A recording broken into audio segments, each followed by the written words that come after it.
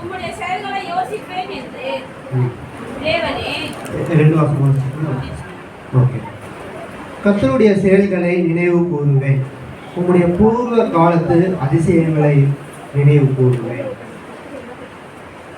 இன்றைக்கு நம்மெல்லாம் கிறிஸ்துவை அறிந்தவர்கள்.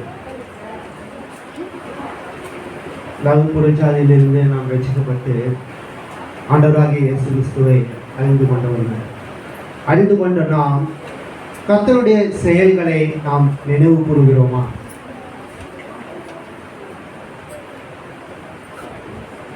அதில் எத்தனை பேர் பார்த்தீங்கன்னா ஆண்டவர் கணக்கத்தாருன்னா எத்தனை பேர் இருப்போம்னு சொல்ல முடியாது. கர்த்தருடைய செயல்களை நினைவு கூர்ந்து பூர்வ காலத்து அதிசயங்களை நினைவு கூறுவேன், உம்முடைய கிரியைகளை எல்லாம் தியானித்து உம்முடைய செயல்களை யோசிப்பேன். யார் இந்த காலத்தில் அவருடைய கிரியைகளை தியானிக்கிறாங்க, அவருடைய செயல்களை யோசிக்கிறாங்க? நாம் ரசிக்கப்பட்டு வந்த பிறகு ஞானஸ்தானம் எடுக்கிறோம். ஞானஸ்தானம் எல்லாரும் எடுத்துக்கோமா? எடுத்தோம். அதில் கொடுத்த நம்ம ஸ்டேட்மெண்ட்டு என்னன்னு பார்த்தீங்கன்னா, ஊழியக்காரர் கேட்பாரு, தவறாமல் எல்லா ஊழியத்திலையும் கலந்து கொள்வியா அப்படின்னு கேட்பாரு. கேட்டுட்டாரா? கேட்குறாரு. அந்த ஸ்டேட்மெண்ட்டுக்கு நம்ம பதில் கொடுத்துருக்கோம், கண்டிப்பாக கலந்து கொள்வோம் என்று சொல்லி. ஆனால் வேத வசனம் இப்படியாக சொல்லுகிறது, கர்த்தருடைய செயல்களை நினைவு கூற வேண்டும் என்று சொல்லி. அந்த செயல்களை எல்லாம் நாம் நினைவு கூர்ந்தோமா? அதாவது அவர் கேள்வி கேட்பாரு, நம்மள பதில் சொல்லிட்டோம். அந்த நேரத்தில் தவறாமல் எல்லா ஊற்றிலையும் கலந்து கொள்வேன், தவறாமல் சபைக்கு வருவேன் அப்படி என்று சொல்லி அவர் கேட்குற ஸ்டேட்மெண்ட்டுக்கெல்லாம் நம்ம பதிலை கொடுத்துருக்கோம். ஆனால் அதன் பிரகாரம் நடந்தோமா என்று சொன்னால் இல்லை. சில பேர் நடக்கிறாங்க, சில பேர் நடக்கிறாங்க. வெளிப்படுத்தல் 2ஆம் அதிகாரம் 2ஆம் வாசகம். உன் கிரியைகளையும் உன் பிரயாசத்தையும் உன் பொறுமையையும் நீ பொல்லாதவர்களை சகிக்க கூடாமல் இருக்கிறதையும் அப்போஸ்தலர் அல்லாதவர்கள் தங்களை அப்போஸ்தலர் என்று சொல்லுகிறதை நீ சோதித்து அவர்களை பொய்யர் என்று கண்டறிந்ததையும் நீ சகித்துக் கொண்டிருக்கிறதையும் பொறுமையா இருக்கிறதையும் என் நாமத்தின் நிமித்தம் இளைப்படையாமல் பிரயாசப்பட்டதையும் அறிந்திருக்கிறேன். ஆனாலும் நீ ஆதியில் கொண்டிருந்த அன்பை விட்டாய் என்று உன் பெயரில் எனக்கு குறை உண்டு. ஆனாலும் நீ ஆதியில் கொண்டிருந்த அன்பை விட்டாய் என்று உன் பேரில் எனக்கு ஒரு குறை உண்டு.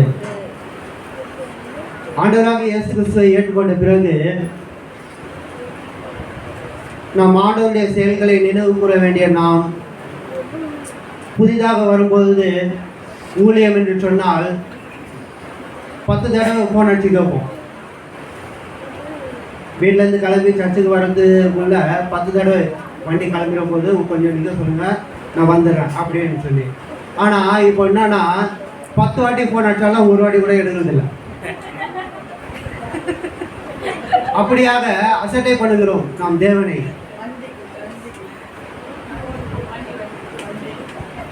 கர்த்தருடைய செயல்களை நினைவு கூற வேண்டிய நாம் அவரை அசட்டை பண்ணி கொண்டு இருக்கிறோம். இந்த காலத்தில் அநேக பேர் இப்படியா விசுவாசிகள், புதிதாய் வருகிறவர்கள், புதிதாய் வரவங்களுக்கு தெரியாது.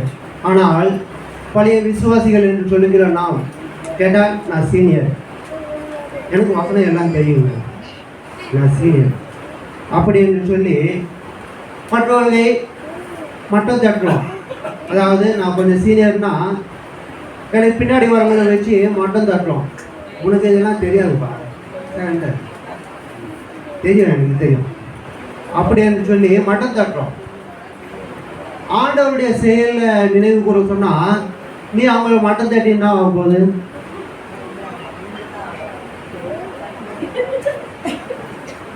இப்படியாக அநேக பேர் இருக்காங்க. இப்போ கூட எஸ்தர் ஜபங்களுக்கு சொல்லும்போது ஊழியர்கள் அநேக ஊழியர்கள் கள்ளத்தீர்க்கதரிசியாக மாறியிருக்காங்க. அதாவது சத்தியத்தை சத்தியமாய் போதிக்காதபடிக்கு கள்ளத்தீர்க்கதரிசியாக மாறியிருக்காங்க. சில பேர் பணத்துக்காக ஊழியர் செய்கிறாங்க.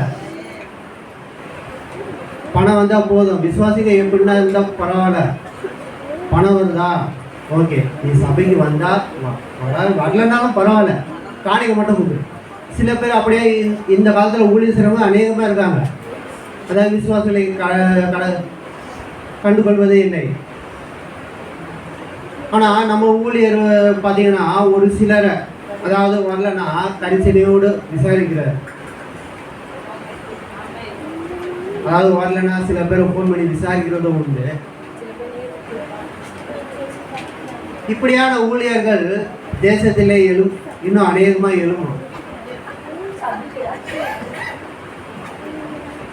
இப்படிப்பட்ட ஊழியர்கள் தேசத்தில், அதாவது கர்த்தருடைய செயல்கள் அவங்க நினைவு கூறும்.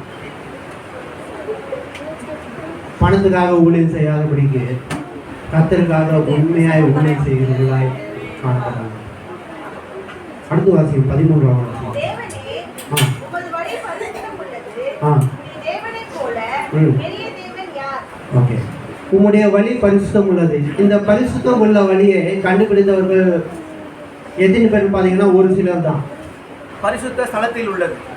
பரிசுத்த ஸ்தலத்தில் உள்ளது. அதாவது இந்த வழி வேதம் இன்னொரு வார்த்தையோட கூறுகிறது, வழிகளிலே நின்று பூர்வ பாதை எவை என்று கேட்டு விசாரித்த.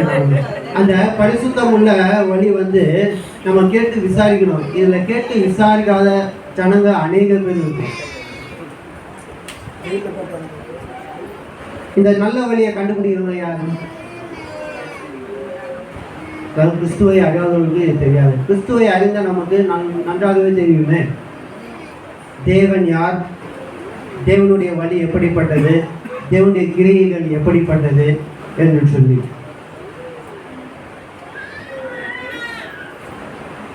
ஆண்டவராகிய தேவன்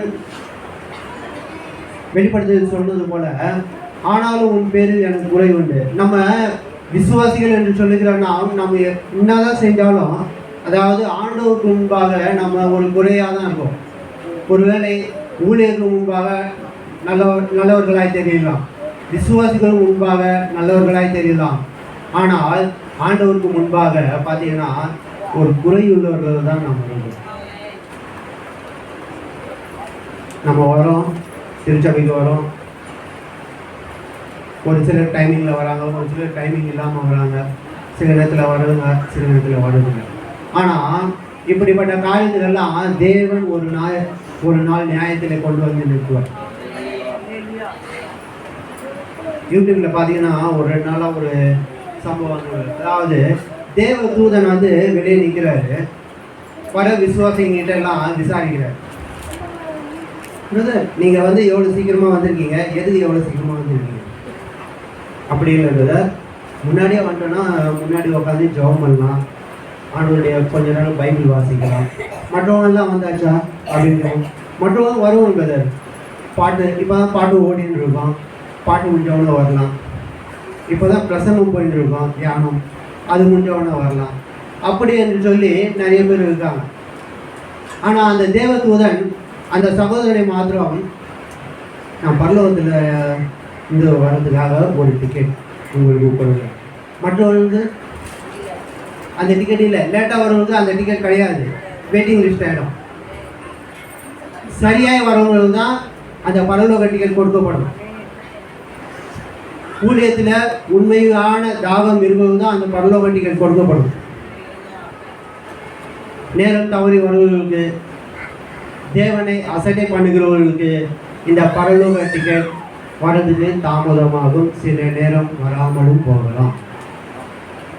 நாம் அந்த பரலோக டிக்கெட்டை வாங்க வேண்டும் என்று சொன்னால் கர்த்தருடைய செயல்களை நாம் நினைவு கொண்டுதான் ஆக வேண்டும்.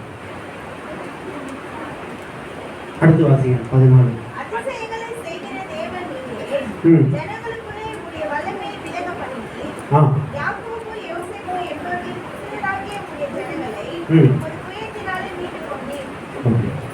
அதிசயங்களை செய்கிற தேவன் நீரே. இது நம்ம எல்லாரும் அறிஞ்சிருக்கோம். அதாவது ஆண்டவராகிய தேவன் அதிசயம் செய்கிறவர், அற்புதம் செய்கிறவர், குருடர்களை பார்க்க செய்கிறவர், இப்படியெல்லாம் நாம் அறிஞ்சிருக்கோம். ஆனால் நம்ம என்ன பண்ணுறோம்னு சொன்னால்,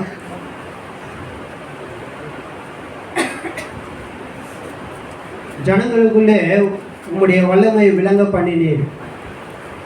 இந்த வல்லமையை நம்ம அறியாமல் போகிறோம். ஆண்டவர் செய்த அதிசயங்களையும் அற்புதங்களையும் கண்டு வந்த புதுசில் நம்ம என்ன பண்ணுறோம்னு சொன்னால் அதிசயங்கள் செய்கிறத பார்த்தோம்.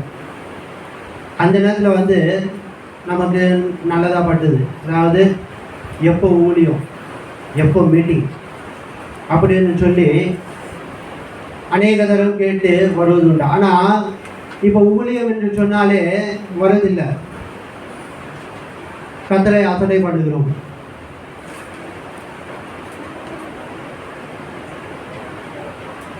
தேவனை நம்ம என்ன பண்ணணும்னு சொன்னால் அசட்டை பண்ணாமல் வெள்ளிக்கிழமை இரவு ஜெபத்தில் நிறைய பேர் வரல. ஒரு வேளை அந்த நேரத்தில் தேவனுடைய ராஜ்யம் வரும் என்று சொன்னால் நாம் கைவிடப்பட்டவர்களாக இருப்போம். ஒருவேளை தேவனை நினைத்து அந்த நேரத்தில் நம்ம துதித்து கொண்டு இருப்போம் சொன்னால் திருச்சபையிலே அந்த நேரத்தில் உங்களுக்கு பரலோக டிக்கெட் கொடுத்து பரலோகத்தில் கூட்டு போவோம். இல்லை என்று சொன்னால் வீட்டில் நான் தூங்கின்னு இருக்கேன் ஏசப்பா அப்படின்னு சொன்னால் எப்படி கொண்டு போவார்? எல்லாருக்கும் டயர்டு இருக்கும். டயர்டு இல்லாமல் இல்லை, எல்லாரும் வேலை செஞ்சுட்டு வரும். ஆனால் அந்த டயர்டு பார்க்காதபடிக்கு தேவனை நாம் நினைத்து பார்க்க வேண்டும். அவருடைய செயலை நினைத்து துதிக்க வேண்டும் என்று சொல்லி வேதம் வித்தியாசம் சொல்கிறது. மற்றதை நாம் நினைத்து பார்க்காதபடி, அதாவது மற்றதை என்னென்னவோ யோசிக்கிறோம். தேவனுடைய செயலை நினைத்து பார்க்க சொன்னால் மற்றது என்னெல்லாம் யோசிக்கக்கூடாதோ அதெல்லாம் யோசிக்கிறோம். நம்மளோட ஒருத்தன் கொஞ்சம் மேலே போயிட்டா போதும், அவனுக்கு எப்போ கால் பிடிச்சி விடுறான் அப்படின்னு. அதெல்லாம் தேவன் சொல்லவே இல்லையே உங்களுக்கு. நமக்கு தேவன், அதாவது வேதவாசம் சொல்லுது சங்கீதம் 77:11 பண்ணல, தேவனுடைய செயல்களை நினைவு கூறுவோம். நம்ம எத்தனை பேர் இன்னைக்கு நினைவு கூறுறோம்? திருவிழந்தில் பார்த்தீங்கன்னா அந்த மாதம் மாத்திரம் சில பேர் வராங்க, திருவிழந்தை எடுத்துட்டு போயிடறாங்க. மற்ற நாட்கள், மற்ற 29 நாட்கள் எதை நினைவு கூறுகிறோம்? தேவனுடைய செயல்களையா இல்லை உலக பிரகாரமான காரியங்கள்? தேவனுடைய செயல்களை நாம் நினைவு கூறுவோம் என்று சொன்னால் தேவன் நமக்கு நிச்சயமாக கடமைப்பார். வெளிப்படுத்தல் 2ஆம் அதிகாரத்தில் சொன்னது போல நம்ம என்னதான் செய்தாலும் ஆனால் ஆண்டவர் துணை உண்டுன்னு சொன்ன தேவன் 3ஆம் அதிகாரம் வாசிக்கும். 3ஆம் அதிகாரம் வெளிப்படுத்தல்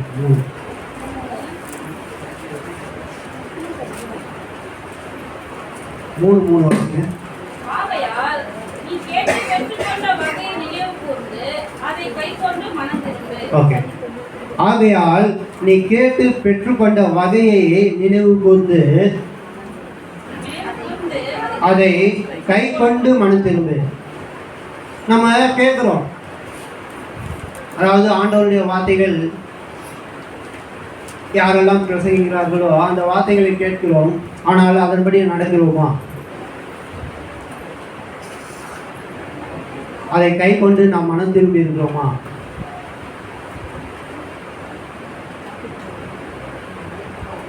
கொஞ்சம் சிந்தித்து பாருங்கள்.